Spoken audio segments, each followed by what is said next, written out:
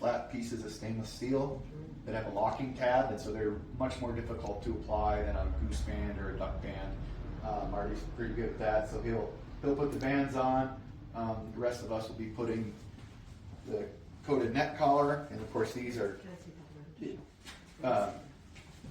these can be field read by somebody with binoculars or a spotting scope. So this is what, you know, the band can only be read if the birds are covered somehow, dead or alive, recaptured, or found dead or something. But these can be read. So these allow us to track the birds through time.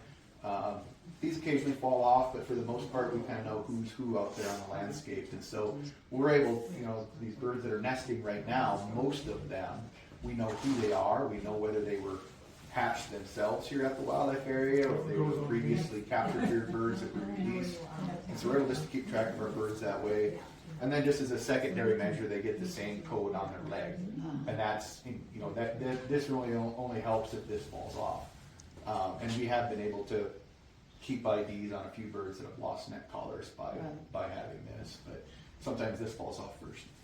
The only one thing I want to bring up is each band is unique to the bird, so only that one bird will have that code on there. So sometimes I'll get trumpeter watch reports and somebody will say, hey, I saw a swan with a yellow tag, and it's like, I really need the code, you know, on that tag or on that collar, because it doesn't tell me anything if somebody just says, hey, I saw a green collared bird.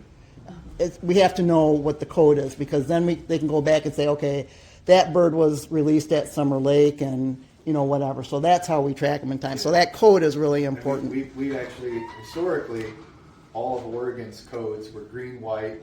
Yeah. So this would be green, white, 5-3 at. That's the code for this bird. Historically, all of our codes had a theta symbol. So theta was just assigned to Oregon.